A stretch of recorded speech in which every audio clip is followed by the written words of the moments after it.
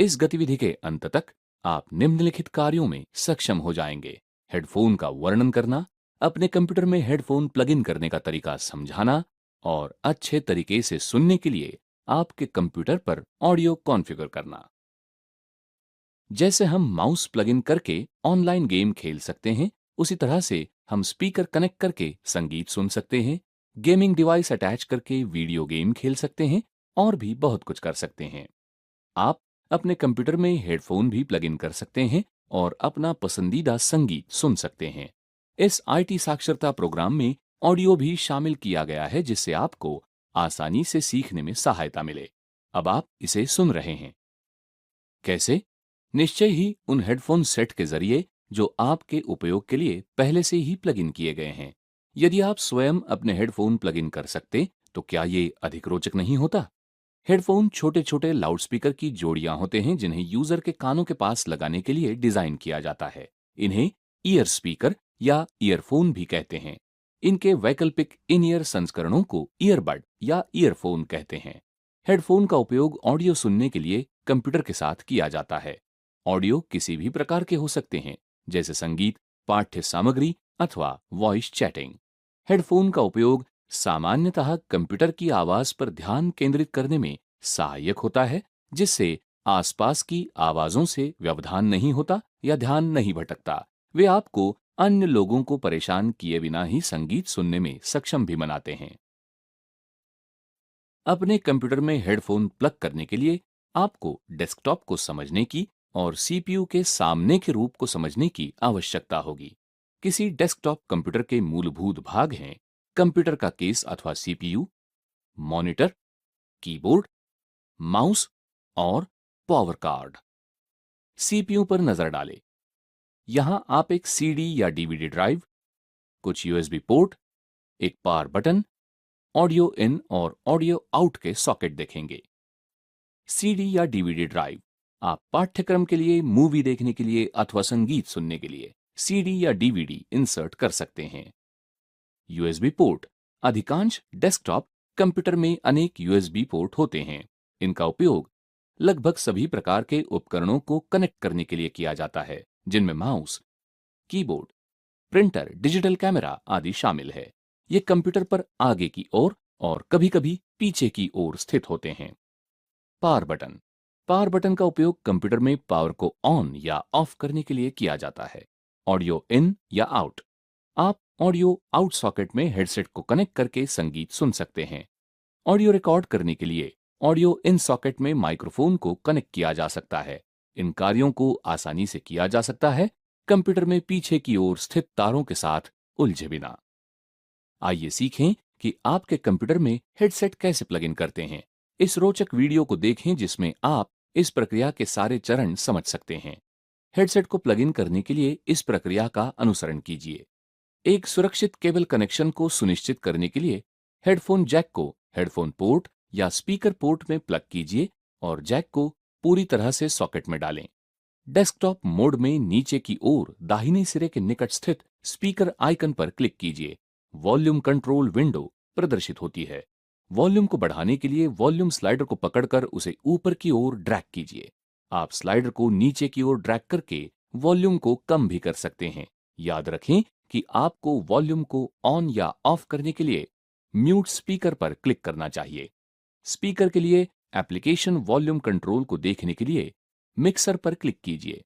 Headphone या speaker जैसे connect किए हुए उपकरण के लिए और एप्लीकेशन अथवा सिस्टम साउंड के वॉल्यूम को आप अपनी आवश्यकता के अनुसार बदल सकते हैं। कुछ हेडफोन में हेडसेट में ही ऑन ऑफ बटन हो सकते हैं। कृपया जांचें कि बटन ऑन किया हुआ है।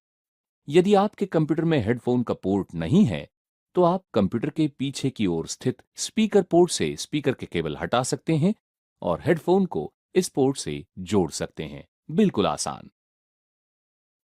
आप इस गतिविधि के अंत में पहुंच गए हैं। आपने सीखा हेडफोन के बारे में, आपके कंप्यूटर के लिए हेडफोन्स प्लग इन करना और अच्छे तरीके से सुनने के लिए आपके कंप्यूटर पर ऑडियो कॉन्फ़िगर करना।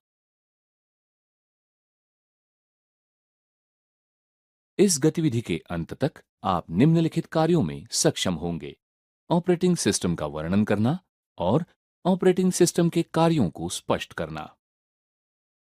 हेलो मित्रों, अब हम ऑपरेटिंग सिस्टम की अवधारणाओं को समझने के साथ अपना सीखना आरंभ करें।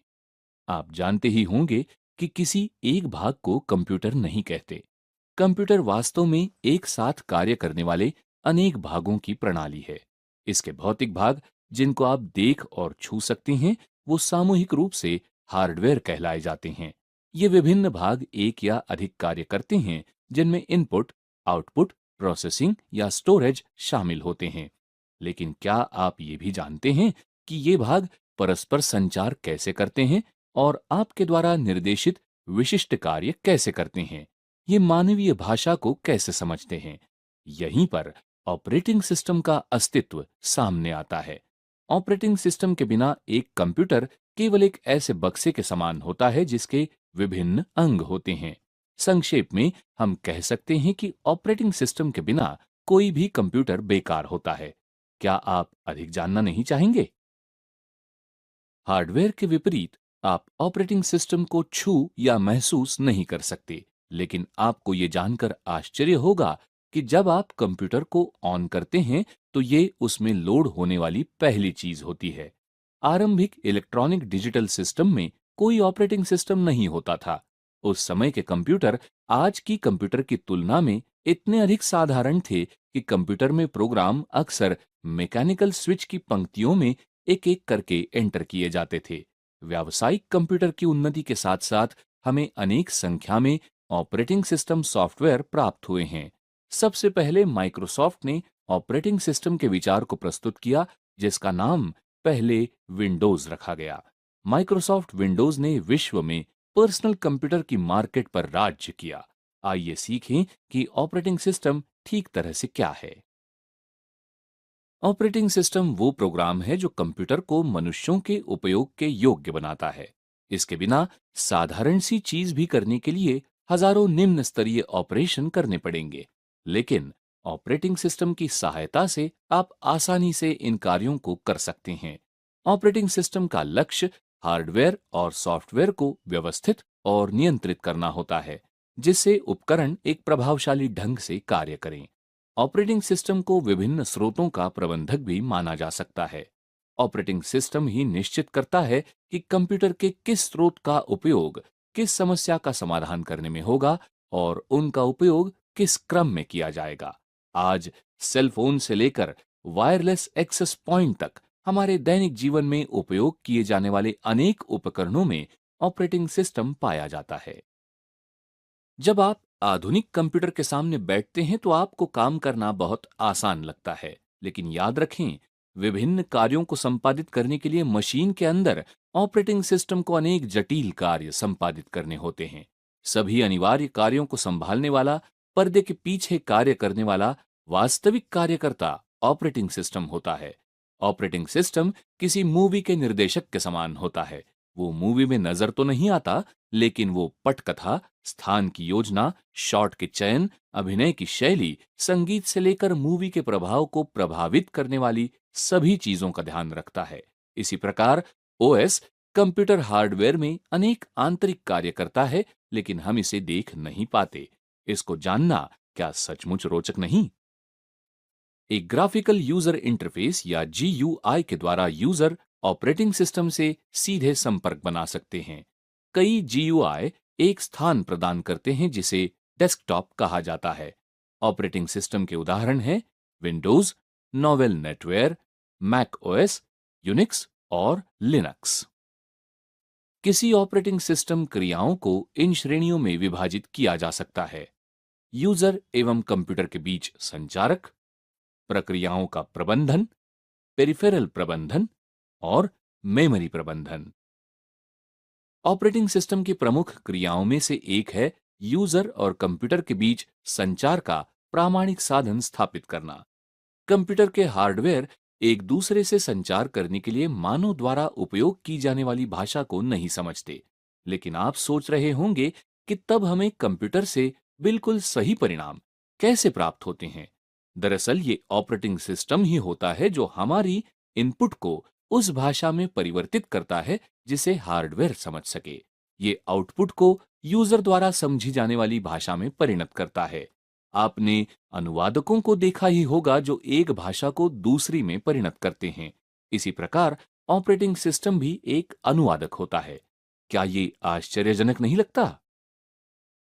ऑपरेटिंग सिस्टम की प्रमुख क्रियाओं में से एक है प्रक्रियाओं का प्रबंधन। ऑपरेटिंग सिस्टम विभिन्न एप्लीकेशनों को एक साथ चलाने की सुविधा देता है। ये प्रोसेस होने वाले विभिन्न प्रोसेसों का पता लगाता है और प्रत्येक प्रोसेस की प्रोसेसिंग का प्रबंधन करता है। प्रोसेस प्रबंधन किसी ट्रैफिक सिग्नल पर खड़े एक ट्रैफिक नियंत्रक की तरह होते हैं। ट्रैफिक नियंत्रक का कार्य बिना किसी ट्रैफिक जाम या दुर्घटना के सभी ट्रैफिक का प्रबंधन करना है।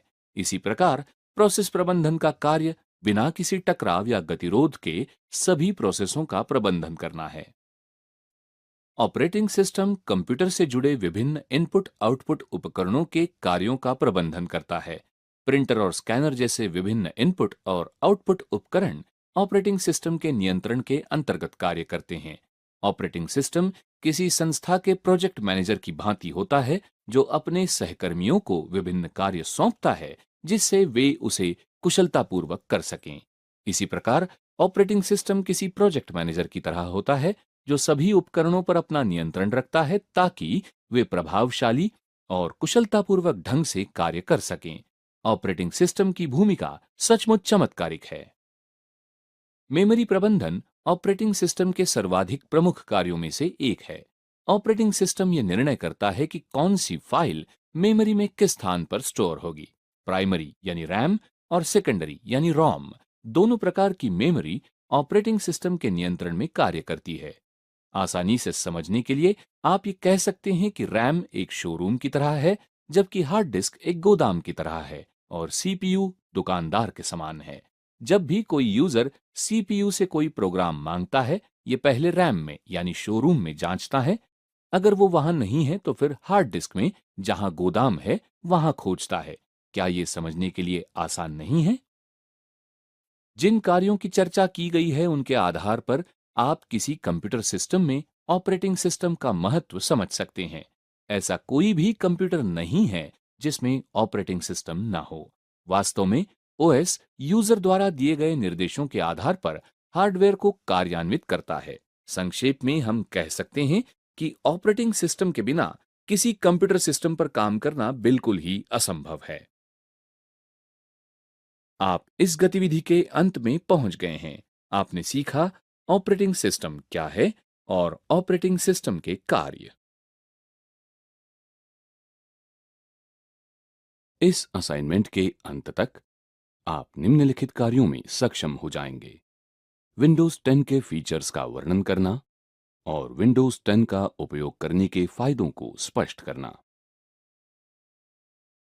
विंडोज 10 माइक्रोसॉफ्ट विंडोज संचालन प्रणाली का नवीनतम संस्करण है। विंडोज 10 के साथ कीबोर्ड से स्पर्श आधारित इंटरफेस के लिए स्विच करना पहले से अधिक आसान हो गया है। ये स्मार्टफोन, टैब या डेस्कटॉप कंप्यूटर जो भी हो, विंडोज 10 का उपयोग करता सुखद अनुभव लेता है। विंडोज 10 की सबसे अच्छी बात यह है कि ये हमेशा बेहतर हो रहा है। अपने आप अपडेट्स सक्षम करने के साथ आप विंडोज 10 के फीचर्स और सुरक्षा को उनके जल्द से जल्द उपलब्ध होने पर प्राप्त करते हैं, और वो भी बिना किसी अतिरिक्त लागत के। विंडोज 10 माइक्रोसॉफ्ट डिजाइन लैंग्वेज 2 पर आधारित नए इंटरफेस का उपयोग करता है। हालांकि इंटरफेस टैबलेट उपयोगकर्ता को बड़ा समर्थन प्रस्तुत करता है, स्टार्ट बटन डेस्कटॉप पर काम करने वाले उपयोगकर्ताओं के लिए अत्यधिक उपयोगी कार्यक्षमता को प्रस्तुत करता है। विंडोज 10 के कुछ नए फीचर्स में कोर्टाना नामक डिजिटल व्यक्तिगत सहायक, लाइव एप्लीकेशन टाइल्स और विंडोज पर आधारित एप्लीकेशंस के लिए विंडोज स्टोर शामिल है। इसलिए विंडोज 10 पावर पैक्ड और आधुनिक संचालन प्रणाली है, जिसमें विंडोज के पिछले संस्करण के समस्त फायदे और बहुत कुछ शामिल है। कोर्टाना में इंटीग्रेटेड सर्च फीचर है, जो स्थानीय कंप्यूटर के साथ साथ वेब पर स्रोत या विषय के लिए सर्च करना आसान बनाता है। टास्क व्यू फीचर आपको विभिन्न आभासी डेस्कटॉप्स के बीच स्विच करने में मदद करता है। विंडोज 10 सुधारित बिटलॉकर एन्क्रिप्शन के माध्यम से डेटा की अच्छी सुरक्षा को प्रस्तुत करता है। अगर आपको आधुनिक और जलद वेब ब्राउज़र की ज़रूरत है, तो निश्चिंत हो जाइए। विंडोज़ 10 आपके लिए माइक्रोसॉफ्ट एज लाया है। ये एक हल्का और अभिनव ब्राउज़र है जिसमें नोट्स लेने के लिए और वेब पेजेस पढ़ने के लिए इनबिल्ट टूल्स शामिल हैं। विंडोज़ 10 आपको एक ही प्रोग्राम के कई सारे उदाहरणों को एक ही समय पर खोलने की अनुमति देता है। इस फीचर के उपयोग के लिए टास्क बार में प्रोग्राम के पहले उदाहरण पर क्लिक करने के दौरान केवल शिफ्ट की को होल्ड कीजिए। दूसरा उदाहरण खुल जाएगा। कृपया ध्यान दीजिए कि कुछ प्रोग्राम्स मल्टीपल इंस्टेंस को सपोर्ट नहीं कर सकते। यद्यपि विंडोज 10 सुविधा समृद्ध संचालन प्रणाली है, इसका बूटिंग समय प्रभावशाली है। अध्ययन के अनुसार अच्छी सुविधाओं के बावजूद भी विंडोज 10 बूट होने के लिए केवल उतना ही समय लेता है जितना कि पहले तुरंत बूट करने वाले संस्करण लेते थे। विंडोज 10 को स्लीप और हाइबरनेशन मोड से जागृत होने के लिए अन्य संस्करणों की तुलना में काफी कम समय की आवश्यकता होती है। विंडोज एक्शन सेंटर आपके कंप्यूटर पर अधिसूचना की डिफ़ॉल्ट प्रणाली को बदलने में और सुरक्षा और प्रबंधन से संबंधित तुरंत कार्यवाही को कस्टमाइज करने में आपकी मदद करता है। बिटलॉकर नामक फुल ड्राइव एन्क्रिप्शन फीचर, जिनका उपयोग पहले के विंडोज के संस्करणों में किया जाता था, वे विंडोज 10 में अपडेटेड हो गए हैं। बिटलॉकर ड्राइव एन्क्रिप्शन ये डेटा का सुरक्षा फीचर है जो संचालन प्रणाली को एकीकृत करता है और खोना, चोरी या अन्य अनुचित कंप्यूटर से डेटा की चोरी या जोखिम की धमकियों को संबोधित करता है। विंडोज कैलकुलेटर ऐप पहले के संस्करणों की तुलना में विंडोज 10 में पूरी तरह से नए रूप में दिखता है। बटन सपाट है और इंटरफेस स्पर्श के अनुकूल है। सबसे रोचक बात यह है कि ये केवल डेस्कटॉप पर ही काम नहीं करेगा, बल्कि किसी भी विंडोज 10 आधारित उपकरण पर काम करेगा। विंडोज 10 यूजर इंटरफेस और कंप्यूटर डिस्प्ले में नवीनतम प्रवाहों को प्रतिबिंबित करना चाहता है। स्टार्ट मेन्यू दो सेक्शंस में विभाजित किया गया है। एक विभाग प्रोग्राम्स मेन्यू को स्क्रॉल डाउन करने के लिए है और अन्य एप्लीकेशन टाइल्स के लिए है। विंडोज 10 नया फीचर टास्क व्यू है।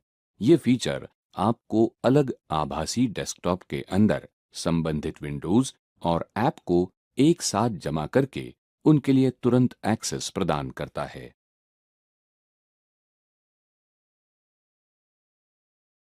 माइक्रोसॉफ्ट होम ग्रुप नामक एक साधारण इंटरफेस में सामान्य नेटवर्क आधारित शेयर किए जाने वाले कार्यों को संगठित करता है। होम ग्रुप में कंप्यूटर्स आसानी से होम नेटवर्क पर दस्तावेजों, डिजिटल मीडिया फाइल्स और प्रिंटर्स को शेयर करता है।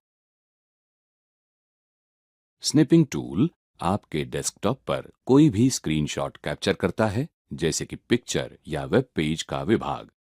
आप पूरी विंडो, स्क्रीन के आयताकार विभाग या अपने माउस या टैबलेट पेन के साथ निकाले हुए फ्री हैंड की आउटलाइन को स्निप कर सकते हैं। विंडोज 10 में पेरेंटल कंट्रोल फीचर संभावित हानिकारक वेबसाइट्स, ऐप या खेलों से छोटे बच्चों को प्रतिबंधित करने के लिए माता-पिता और अभिभावकों को अनुमति देता है। इन फीचर्स का उपयोग करने के लिए सेटिंग्स में, फिर अकाउंट्स में और फिर फैमिली एंड अदर पीपल में जाइए। आपको अपने कंप्यूटर पर इन फीचर्स को लागू कराने के लिए माइक्रोसॉफ्ट अकाउंट के साथ साइन इन करना आवश्यक होगा।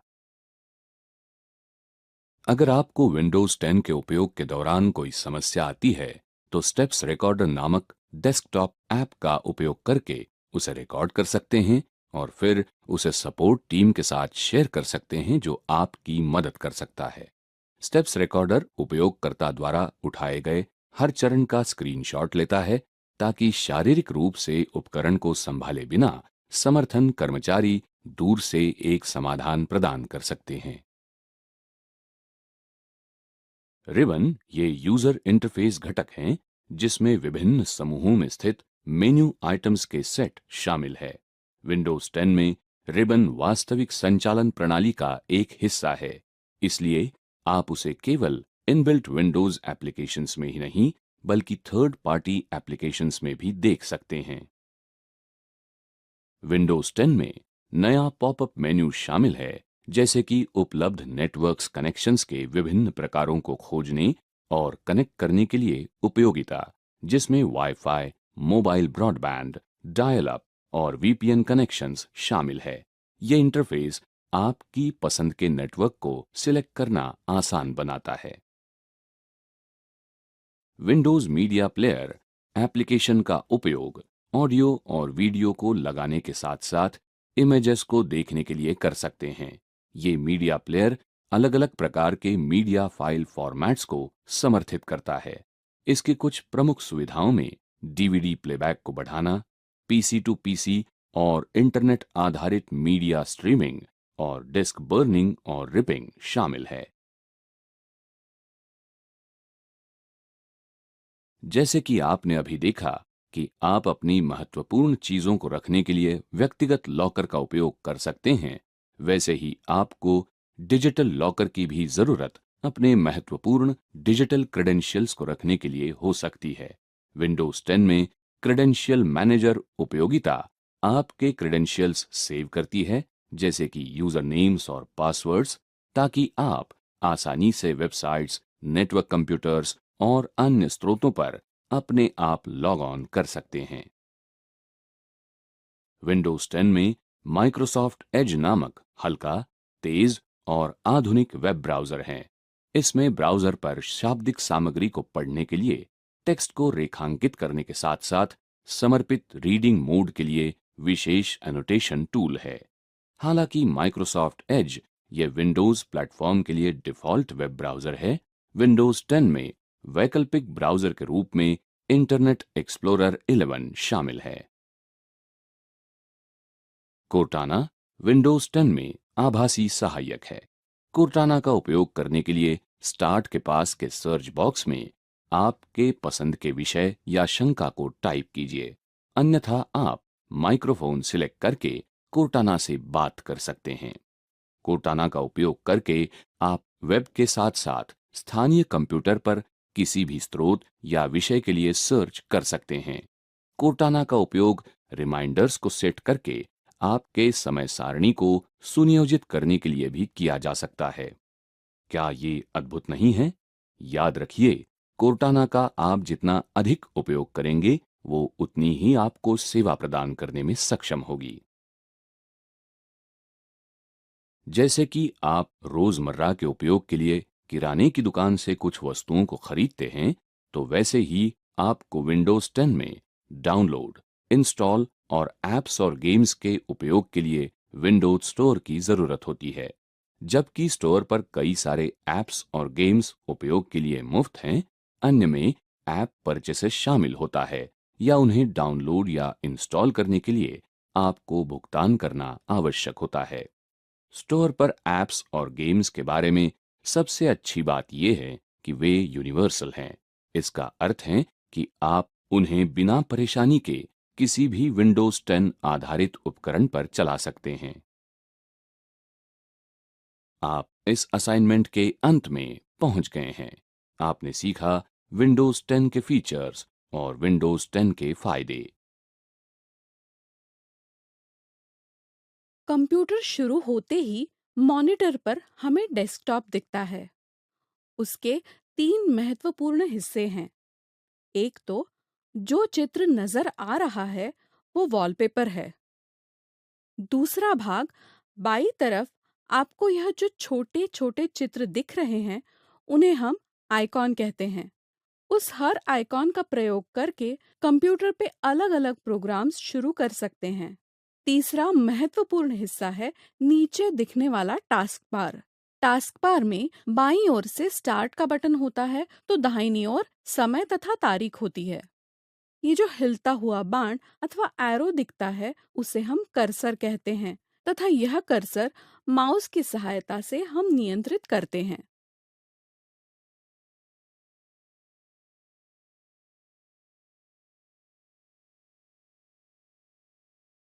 आइए देखते हैं अपने स्मार्टफोन में ईमेल कैसे देखें। स्मार्टफोन पर कुछ ऐप फोल्डर में या सीधे मेन्यू में मिल सकते हैं। यहाँ हम देखते हैं कि इस फोन में गूगल नाम का एक फोल्डर है जिसमें गूगल के कई ऐप हैं। तो चलिए हमारे जीमेल अकाउंट को एनेबल करें। यहाँ आपको लॉगिन विंडो दिखाई देती है। देखिए मेरा एक अकाउंट पहले से ही लॉग्ड इन है, इसलिए हम दूसरे अकाउंट को एनेबल करने के लिए फोटो पर टैप करेंगे। यदि स्मार्टफोन में पहले से ही एक से अधिक ईमेल आईडी अकाउंट्स हैं, तो आप उन सभी ईमेल आईडी को यहाँ देख सकते हैं। अब हम एक और अकाउंट ऐड करेंगे। सेटअप ईमेल यह विकल्प यहाँ दिखाई देता है। हाँ, यदि आप यह पहली बार है जब स्मार्टफोन पर मेल करने के लिए लॉगिन कर रहे हैं, तो आपको सीधे इस सेटअप पेज पर भेजा जाएगा। अब हम अपने जीमेल अकाउंट में लॉगिन करने के लिए गूगल का चयन करेंगे। अब अपनी ईमेल आईडी यहाँ डालें और आगे बढ़ें। आपको एक पासवर्ड सेट करने के लिए कहा जाएगा, इसे टाइप करें। मैंने अपना मोबाइल नंबर अपने जीमेल खाते में नहीं जोड़ा है, इसीलिए यहाँ इसके लिए एक विकल्प है। यदि आप यहाँ आपका एक नंबर जोड़ना चाहते हैं तो यस आई एम इन ये विकल्प चुनें और अपना नंबर इस ईमेल आईडी में जोड़ें। मैं अभी यहाँ कोई मोबाइल नंबर नहीं जोड़ना चाहती, तो स्किप करते हैं। अब आप गूगल के Google terms and services agreement को देखते हैं। यहाँ आई एग्री इस ऑप्शन को चुनें और देखिए हमारा नया खाता अब जोड़ दिया गया है। अब आप अपनी नई ईमेल आईडी का चयन करें। यह इनबॉक्स है और यहाँ आपको आए हुए सभी मेल दिखाई दे रहे हैं। अन्य विकल्प देखने के लिए यहाँ टैप करें। यहाँ इनबॉक्स के सभी मेल विभिन्न श्रेणियों में जैसे प्राइमरी, सोशल, प्रमोशंस इसमें दिखाई देते हैं। इतना ही नहीं, यहाँ star, snoozed, important, sent, scheduled mails, outbox, drafts, spam and bin ऐसे अन्य विकल्प भी हैं। इन सभी विकल्पों में इससे संबंधित मेल्स हैं। आपको यहाँ कैलेंडर और कॉन्टैक्ट्स भी दिखाई देंगे। तो चलिए एक ईमेल भेज के देखते हैं। उसके लिए नीचे दाईं ओर प्लस बटन का चयन करें। अब कंपोज विंडो खुली है। यहाँ मेल का विषय और ड्राफ्ट लिखें। उस व्यक्ति की मेल आईडी जिसे आप मेल भेजना चाहते हैं एंटर करें। देखें कि आपका ईमेल भेजा जा रहा है। जैसे ही इसे भेजा जाएगा, यह स्टेटस प्रदर्शित करेगा। देखें आपके द्वारा अभी भेजा गया ईमेल यहाँ दिखाई दे रहा है। चलिए ईमेल के पासवर्ड को रीसेट करने का तरीका भी देख लें। सेटिंग्स मेनू पर जाएं, अपनी ईमेल आईडी चुनें। यदि यह इस फोन से जुड़ी एकमात्र ईमेल आईडी है तो यह विकल्प दिखाई नहीं देगा। यहाँ आपको सेटिंग्स के तहत विभिन्न विकल्प दिखाई देंगे। आप मैनेज योर गूगल अकाउंट का चयन करेंगे। आपके ईमेल अकाउंट को मैनेज करने के विभिन्न विकल्प जैसे कि home, personal information, data and personalisation, security, people and sharing, payments and subscriptions आदि दिखाई दे रहे हैं। अपना पासवर्ड बदलने के लिए हम सिक्योरिटी ऑप्शन में पासवर्ड टैप करेंगे। आगे बढ़ने के लिए वह आपसे अब आपका पासवर्ड मांगता है, उसे डालें और नेक्स्ट पर क्लिक करें। अब यहाँ आप नया पासवर्ड दर्ज कर सकते हैं। याद रखिए, अपना पासवर्ड बनाते समय हमेशा अक्षरों, संख्याओं और सिंबल्स का उपयोग करें। और हाँ, यह कम से कम 8 कैरेक्टर लंबा होना चाहिए। अब हम फिर से अपना नया पासवर्ड दर्ज करेंगे, फिर चेंज पासवर्ड पर क्लिक करेंगे। देखिए, अब पासवर्ड बदल गया है। इस तरह हम अपने स्मार्टफोन पर ईमेल पासवर्ड को रीसेट कर सकते हैं।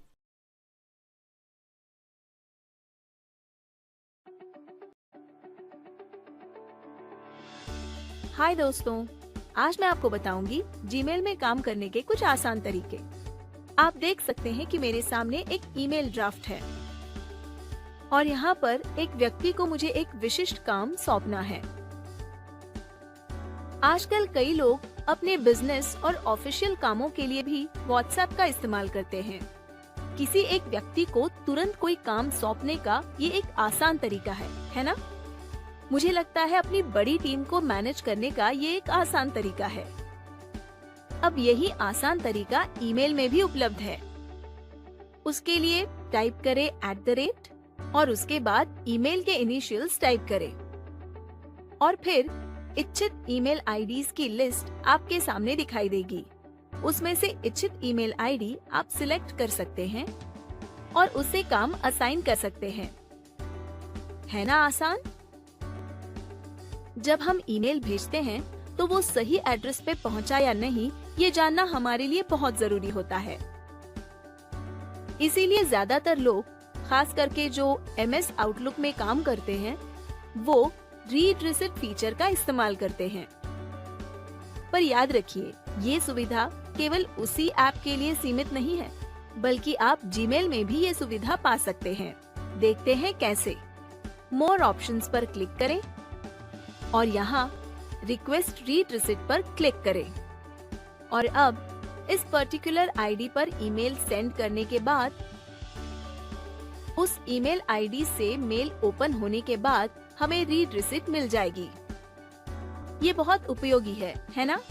अगली बार जीमेल से ईमेल भेजते समय इसका उपयोग जरूर करें।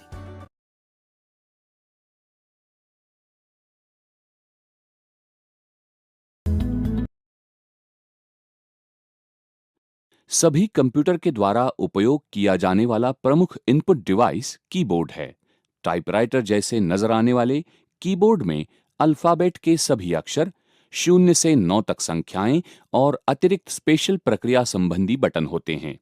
लोगों को समझ में आने वाले अक्षरों, संख्याओं और विशेष कैरेक्टरों को कीबोर्ड इलेक्ट्रिकल सिग्नल में बदल देते हैं। ये सिग्नल सिस्टम यूनिट में भेजे जाते हैं और वहां प्रोसेस होते हैं। टच टाइपिंग एक ऐसी तकनीक है जिसके जरिए सभी 10 उंगलियों का उपयोग करके तेजी से और अधिक परिशुद्धता से बिना कीबोर्ड की ओर देखे हुए ही टाइप किया जा सकता है। इलेक्ट्रिक कंप्यूटर के आविष्कार के साथ ही टच टाइपिंग की अवधारणा का आरंभ हुआ।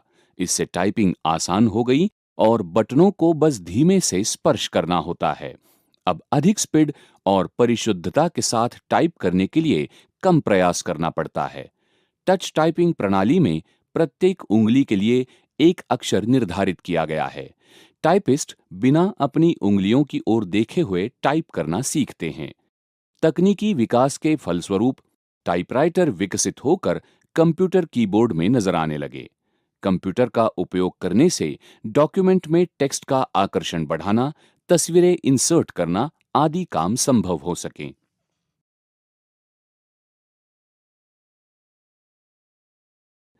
टच टाइपिंग की तकनीकों में मसल मेमोरी का विकास संबद्ध होता है।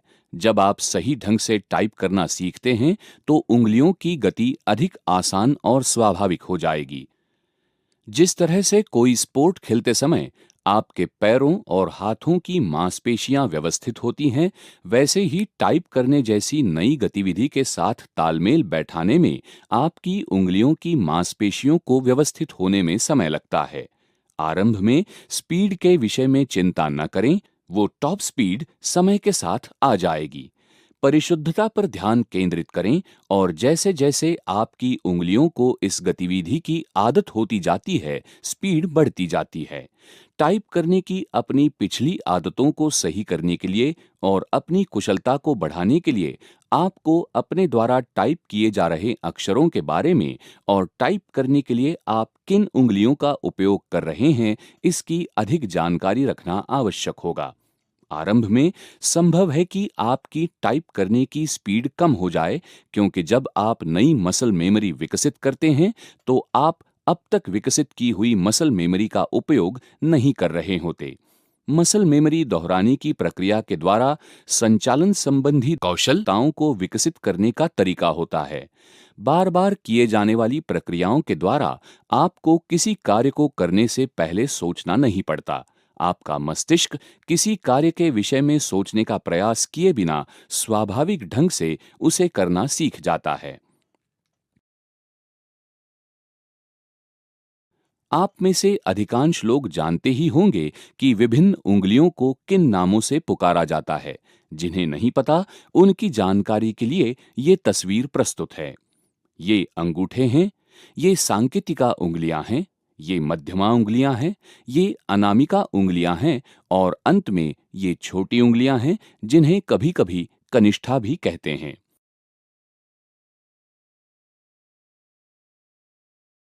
यहाँ कीबोर्ड का चार्ट प्रस्तुत है जिसमें प्रदर्शित है कि किस बटन को टाइप करने के लिए किस उंगली का उपयोग किया जाता है। इसका प्रिंट लेकर इसे अपने कंप्यूटर के बगल में रख लेने से इससे आपको सहायता मिलेगी। जब आप ये सुनिश्चित नहीं कर सकेंगे कि किस उंगली का उपयोग किया जाना है, तो उस समय ये आपके लिए संदर्भ के रूप में काम करेगा। आरंभ में कुछ गतियां कठिन प्रतीत होंगी। आपकी कनिष्ठा और अनामिका उंगलियों से सहयोग मिलने से पहले कुछ अभ्यास की आवश्यकता होगी। प्रत्येक बटन को सही उंगली से टाइप करते रहना महत्वपूर्ण है, जिससे आपकी उंगलियों में मसल मेमोरी विकसित हो सके कि उन्हें कहाँ गति करने की आवश्यकता है।